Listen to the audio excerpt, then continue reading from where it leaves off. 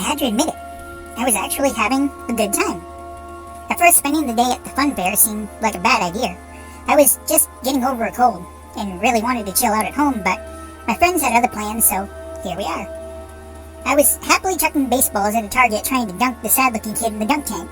Something about how unhappy he looked made me want to dunk him that much more. Finally, the ball hit dead center, and the kid fell in the water, splashing like a madman. Yes, I screamed as my friends patted my back for a job well done. While they reset the machine, we moved further in. There was a row of whack-a-mole games, so I stopped to give it a go. My friends wanted to get something to eat, so told them I'd catch up. This game was more addictive than I remembered, and before long I'd already spent all my tickets. That's how they get you in places like this.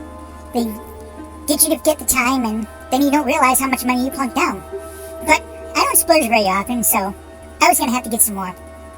I didn't want to go to the front of the arcade as there were too many people standing around, so made my way further in the back to see if there was a ticket machine there. Off in the corner I could see one, so I got up to it and put a $10 bill in. It kicked it back out. I frowned and tried again. Same result. The machine's kind of finicky, a man said. I jumped, startled a little bit.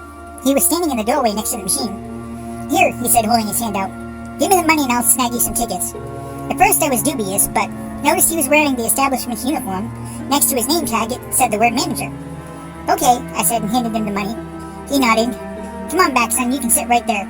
I'll only be a second. He pointed at a chair in the back room. I sat down as he left through another door. A minute or so later, he came back in and had a handful of tickets. Well, more than $10 worth. For your troubles, he said, handing them over. Thanks, I replied, and felt something prick my hand. I looked down. He'd been hiding a syringe under the tickets. I fell over. When I awoke, it was dark. A man, as well as a few others, were standing around me. I was in the middle of a crowd of younger people. He'll do just fine, one said. Just small enough to fit in the back. He opened the doorway and they tossed me in. There were plastic moles in here.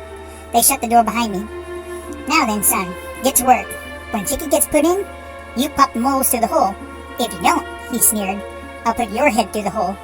They all laughed. I felt sick.